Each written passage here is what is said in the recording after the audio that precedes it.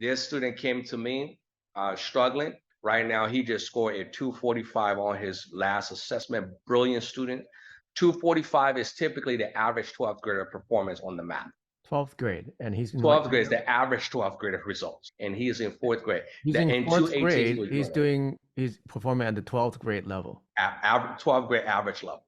Wow. So now we're going to move into student-led teaching or student-led instruction. This is a second grader. So right here, as you can see, this is an addition problem with decimals that's supposed to be at a fifth grade level that second graders are now engaging with confidence. And she is going to solve a complex addition problem, and she is solving it accurately. Here's another student with complex subtraction, and these students are supposed to be low performing, and here they are doing complex subtraction within second grade, which is supposed to be impossible. Now, the expectations for second grade is supposed to be 2-digit, 3-digit, maybe max, but never decimal introduction, never big numbers like into the thousands. And as you can see, these students are mastering that skill. So you're given 4 minutes and 25 seconds to construct your multiplication table. You have to be disciplined instructors. So if you observe, you will see every student are engaged, they are focused, and they are constructing their multiplication tables. You can see how large this number is. She's solving 6 times 7,864.96. So Notice, what grade level is this? and you bring 70% of students in 8th grade, they will not know how to do this. Maybe 30% will be able And to then do this. this video is showing is a grade 2, Yes, right? second graders are doing something that's supposed to be impossible. And this is not a like top of the second grade. This is the bottom of the second grade. These were the bottom second graders that are now performing at the top of the district.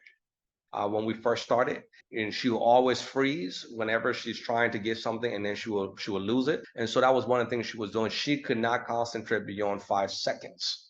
And here she is doing a complex multiplication, patiently doing it without getting frustrated. Normally she would get frustrated and she's like, I can't do this. And then she would shut down. But as you can see, she's disciplined, she's engaged, and she's overcoming what people perceive to be a learning disability, not learning abilities. I had autistic kids. I had kids with low perform. All of them, most of them are low performing. I had students that language, English was not their first. And then the next one, as you can see, this is complex division. There's no way second graders ain't aware. And I challenge, unless you have geniuses, second graders cannot be trained to do complex division. So he's teaching it to the class. So I've had adults coming in the class that he can teach the algorithm, the strategies.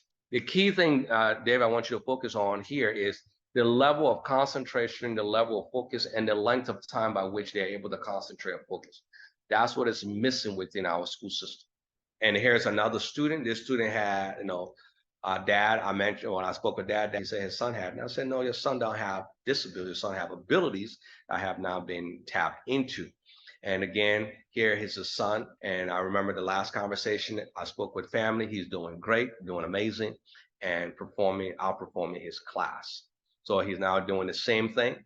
So even students that have EL, English language learners, are still able to bridge the learning struggles and overcome it. Because we know the average attention span is 9 seconds at this age. And we were watching them doing these math problems with ultra concentration for 10 minutes. Yeah. But here's the great thing. Not only, so I'll let her go through the process. You can see here, she's not just going through the process, but she's teaching the steps. And this is a multi-level steps because she's doing multiplication, she's doing addition, she's, regrouping all those different things at second grade. Mastery, usually proportional relationship, like what she's doing at 6th grade, middle school level. So she's doing at least 4 or 5 grades ahead of most other students. Now, here's another student. This is the student I was telling you about. This student came to me struggling. That's the one that dad sent the testimonial.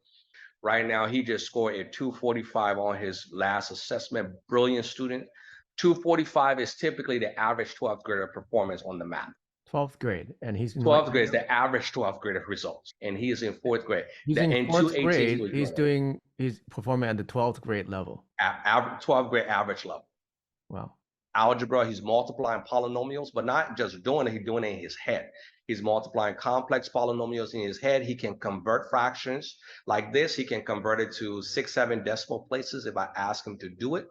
So it is magical once he's unlocked his capability. And this was a student that was on the route to struggling. Emphasize and repeat that this is a second grade class that is lowest 20% performance, considered to have disabilities and with some with autism. Yes, all of that, all of the labels that we tend to give them, these students have been labeled. Some of them have been told that they're not smart. This is something that should be impossible for students. As you can see, what grade is she? Second grade? Second grade, same class. I would say mixed numbers on this caliber would be about middle school, 6, 7 grade level. And especially doing it by hand, when they get to, because the school system have a tendency to lower expectations and give resources to accommodate students so they don't have to think, she's doing it by hand. Notice how intense all the work process is. Again, we're now moving into 5 minutes of concentration. In this particular instance, she did adding, subtracting, she did fractions, she did division. So every skill is developed in this one problem that is required. So she's now was she able to do this when she first was in class? Most of these students could barely count. Most of them, when I first met them, when I said add 7 plus 5, they took out their fingers. 7, 1, 2, 3, 4, 5, 6, 7, 8, 9, 10, 11, 12. That's how they were adding. Okay? And when I say 2-digit, they ran out of finger to struggle.